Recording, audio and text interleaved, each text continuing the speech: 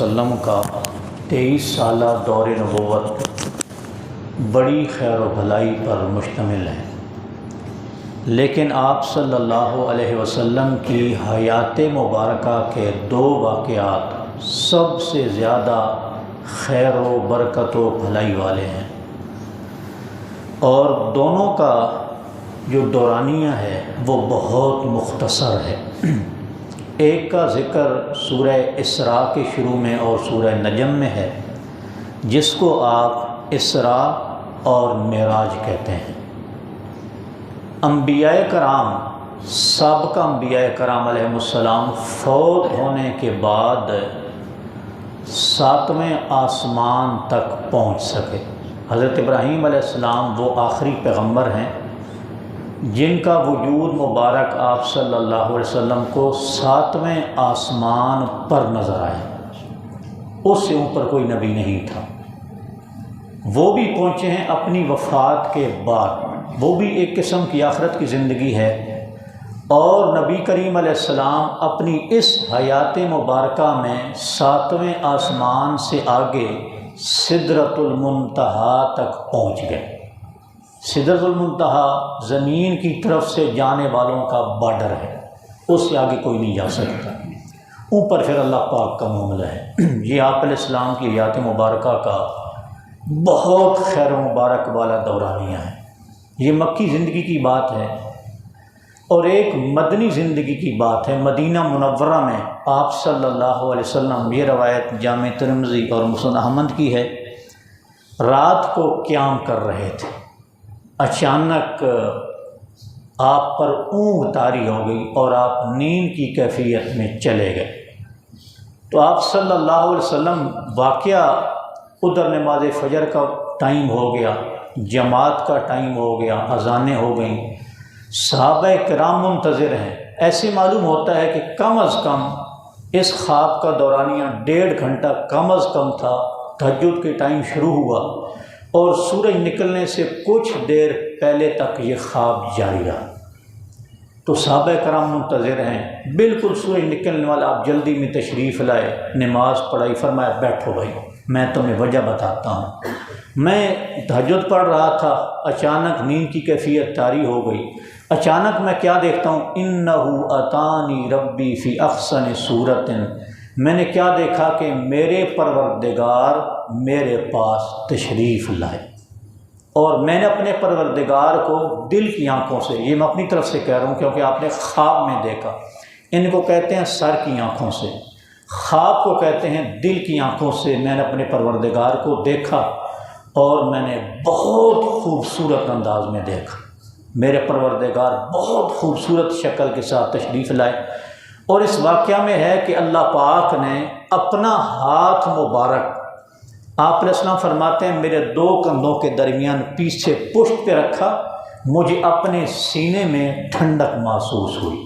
آپ صلی اللہ علیہ وسلم کے ہاتھ مبارک کی یہ بھی آپ کی زندگی کا بڑی خیر و برکت والا دورانیہ تھا۔ حضرات، اب ایک طرف زمین والے رحمت للعالمین ہیں، بات کو ہم مثبت انداز میں کر رہے ہیں، دوسری طرف سے رب العالمین، رب العالمین اور رحمت للعالمین۔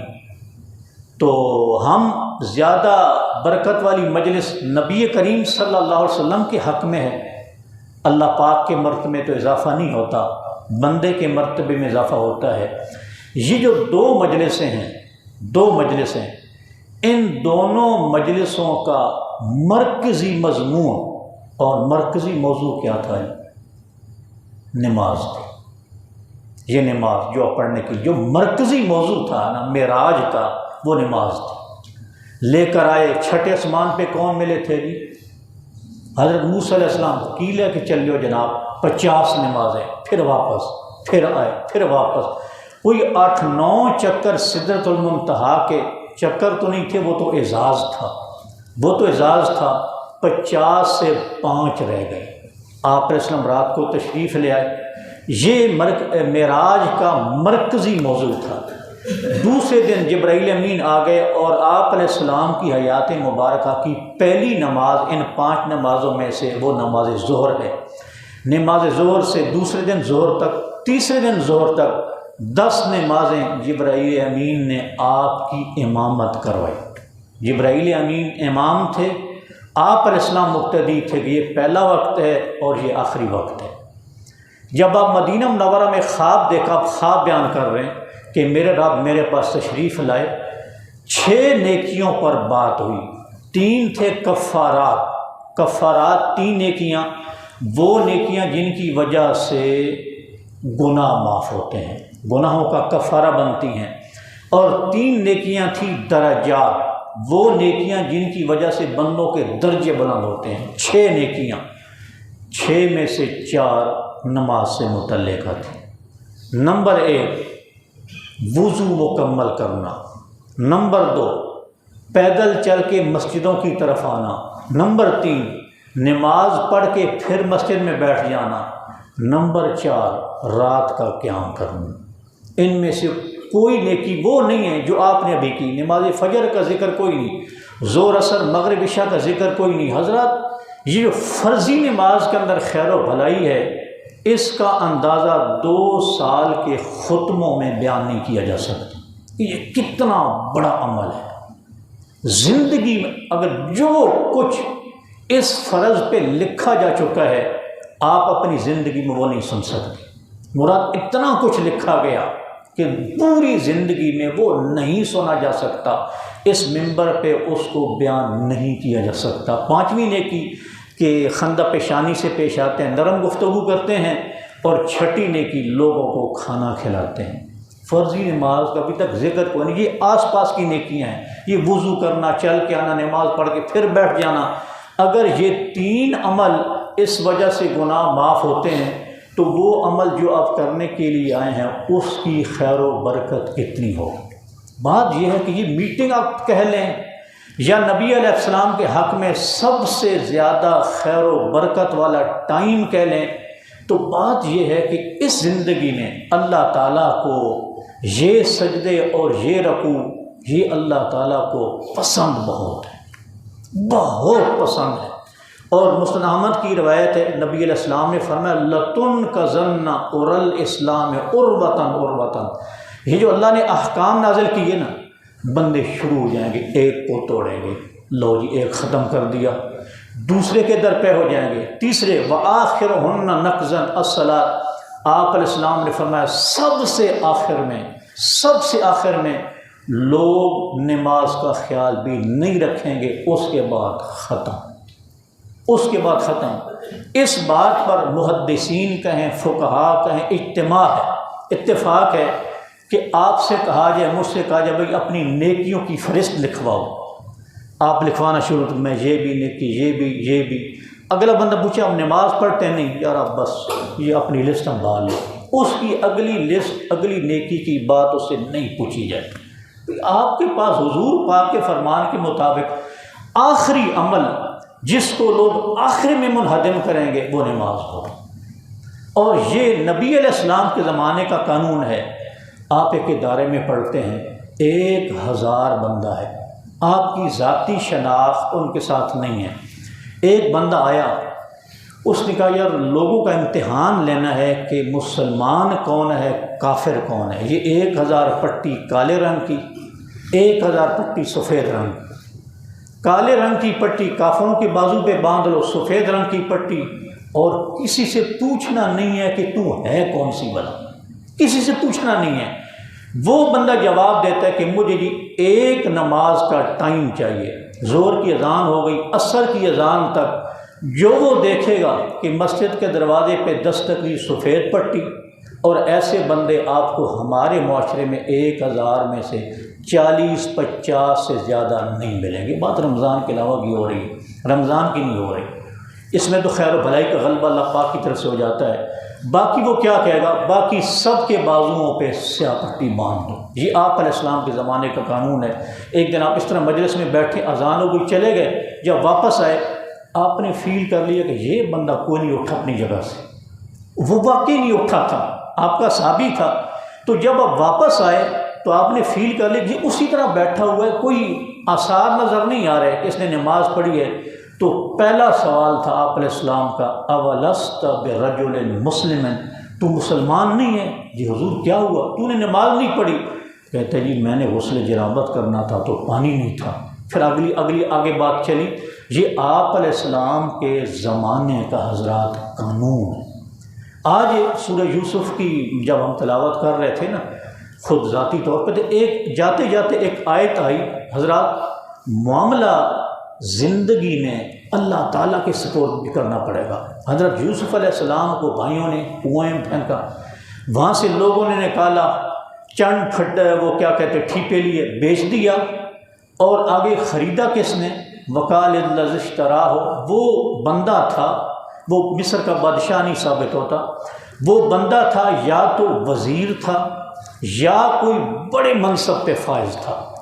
اس گھر لے کر آیا اور اپنی بیگم سے کہا اکرمی مثواہ، اس کو عام غلاموں کی طرح نہیں رکھنا، میں خرید کر تو لایا ہوں، لیکن یہ بندہ چہرے سے لگتا ہے کہ بڑا سمجھدار بندہ ہوگا، تو اس کو ذرا اچھے انداز میں رکھنا ہے۔ آگے اللہ کیا کہتے ہیں؟ واللہ غالب علی امرہ ولکن اکثر الناس لا یعلمون، جو کام اللہ نے کرنا ہوتا ہے وہ اس پہ غالب ہے، وہ غالب ہے۔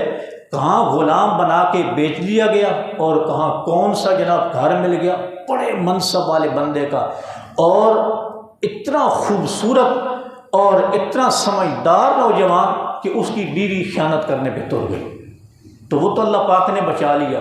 حضرات بات یہ ہے کہ آپ زندگی میں ہم نے صرف مثبت پہلو اختیار کیا ہے کہ رب العالمین اور رحمت للعالمین آپ علیہ السلام کی زندگی میں سب سے مبارک یہ دو واقعے ہیں، اور دونوں میں مرکزی موضوع کیا ہے؟ رکوع کرنا سجدے کا۔ مرکزی موضوع یہ ہے، اس کا مطلب ہے کہ یہ عمل صرف صحابہ کرام کی زندگی میں دیکھ لیں۔ نبی کریم علیہ السلام کا انتقال ہوا ربیع الاول 1100 ہجری میں، ٹھیک ایک صدی کے بعد 110 ہجری میں آخری صحابی ابو الطفیل عامر بن واصلہ فوت ہوئے۔ اس ایک صدی میں آپ کو نماز ترک کرنے والا نہیں ملے، کوئی ایسا بندہ نہیں ملے گا جس نے نماز چھوڑی ہو۔ اور آج 94% لوگ 93% لوگ غافل ہیں، اور کام کون سا کرتے ہیں؟ آپ کام کر رہے ہیں، اللہ پاک نے بلایا آپ نہیں آئے، اس کا مطلب ہے کہ آپ اللہ تعالیٰ کی ذمہ داری سنبھالنا چاہتے ہیں کہ میں اپنا رازق خود ہوں، اگر یہ کام میں نے چھوڑ دیا میرا کاروبار کیسے چلے گا، میری فیکٹری کیسے چلے گی، میرا کام کیسے چلے گا۔ ایک دن کچھ لوگ خوشاب کے علاقے میں ہینڈ پمپ لگانے کے لیے بور کر رہے تھے، غور کرنا بات، بور کر رہے تھے، تو جب 60 فٹ زمین سطح زمین سے نیچے سے وہ میٹیریل آیا نا، وہ جو لوہے کی ہم اس کو بوکی کہتے ہیں، جب زمین میں لگتی کھدائی ہوتی ہے، تو وہ جب بوکی نکلی نا، جنہوں نے پانی نکالا تو ایک پتھر نکلا، ان کو تجسس ہوا یار یہ کیا ہے، مطلب یہ عجیب سا پتھر لگ رہا ہے، انہوں نے اس کو توڑا۔ یہ سطح زمین سے 60 فٹ نیچے کی بات ہے، وہ توڑا تو بیچ میں سے ایک کیڑا نکلا اور اس کے سامنے سبز پتا اگا ہوا تھا، وہ کھا رہا تھا۔ بات یہ کہ بھوکا تو اللہ نے اس کو بھی نہیں رہنے دیا، بھوکا اللہ نے 60 فٹ نیچے اس کے سامنے بھی پتے اگا دیے۔ حضرات ہمارا رازق وہ تو ساری یہاں سے لے کر آسمان تک جتنی مخلوق ہے آپ کو نظر آتی ہے، سورج سے لے کر زمین تک کی نعمتوں تک، یہ ساری نعمتیں آپ کے لیے ہیں، یہ سب کچھ آپ کے لیے ہے، جنگلوں کے جانور، یہ ہواؤں میں اڑنے والے۔ بات یہ ہے کہ یہ تو ڈیوٹی اللہ نے لے لی ہے کہ میرے بندے تجھے بھوکا میں نہیں مرنے دوں، بھوکا میں نے جنگل کے درندوں کو، کچھ درندوں کی روزی کیا ہے؟ شیر چیتا، ان کی روزی ہے جانور پہ ظلم کرنا، ہرنی چڑھ جائے گی اس کے پیچھے لگ جائیں گے، نیل گائے بھینس کے پیچھے لگ جائیں گے، دبا کر ان کا گلا کھا جائیں گے۔ بھوکا اللہ تعالیٰ نے درندوں کو بھی نہیں سونے دینا، انسان تو انسان ہے۔ بات یہ ہے 1 سال 5 مہینے ہو گئے اس وبا کو، لیکن کوئی بھوکا سویا ہو، کوئی بھوکا سویا، ایسا بندہ بتائے جس کے پاس سحری افطاری کے لیے کچھ نہ ہو۔ بھائی یہ اللہ کی ڈیوٹی ہے، ڈیوٹی لفظ کہنا نہیں چاہیے۔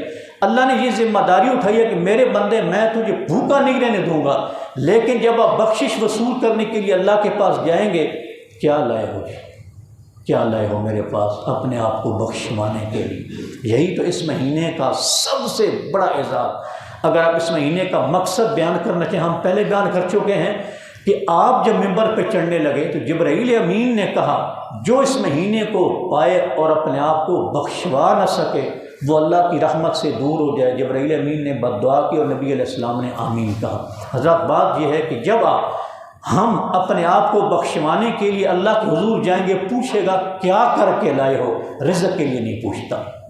رزق کے لیے دنیا کا بدترین کافر لے کر آئیں، کھا رہا ہوگا، بہترین مومن لے کر آئیں، کھا رہا ہوگا۔ ہر ایک کو اللہ پاک نے روزی عطا کر رکھی ہے۔ اس دنیا میں کوئی بشر نہیں ہے جو لباس نہ ہونے کی وجہ سے گھر سے باہر نہ نکل رہا کہ میں ننگا ہوں، کوئی بھی ایسا نہیں ہے، کوئی بھی ایسا نہیں ہے۔ لیکن اللہ کی رحمت، یہ بڑا اعزاز نہیں ہے، رزق کافروں کو بھی ملتا ہے، مسلمانوں کو بھی۔